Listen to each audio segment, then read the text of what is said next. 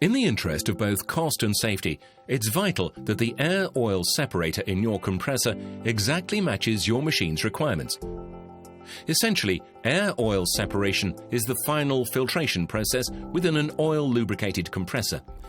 Its function is to extract and liquefy the oil present in the compressed air vapor and return it back to the air end.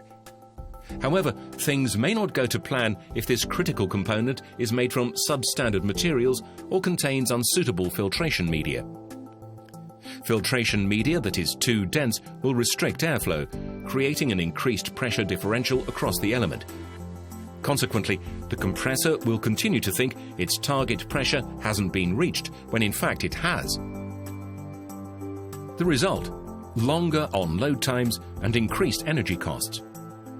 It also means your compressor has to work harder to generate the additional pressure needed to compensate for the pressure drop, putting unnecessary load on your motor and further adding to your energy costs. Multiply this extra power requirement across the life of the filter element and costs soon start to accumulate. As a basic rule, for every 138 millibars pressure difference between the pressure vessel and the delivery port, your motor becomes 1% less efficient, adding 1% more to your running costs.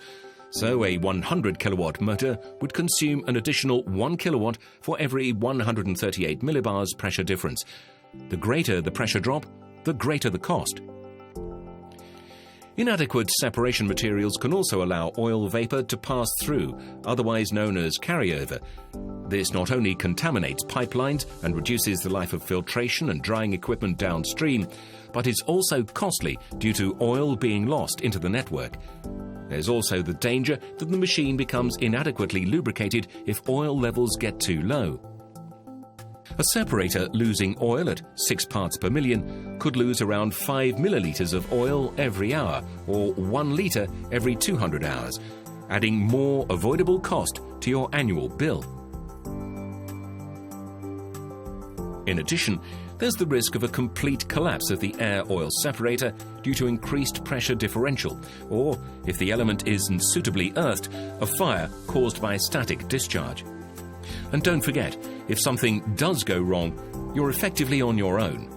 Using non-genuine parts voids your warranty. Cheaper, non-genuine parts can sometimes seem like a cost saving, but they rarely amount to a false economy. Any small saving made with the initial purchase price can be cancelled out very quickly, and then ends up costing more over the component's life with increased energy costs, loss of lubricant through carryover, damage to downstream equipment and pipelines, a potential fire risk, and not forgetting that using non-genuine components voids your warranty.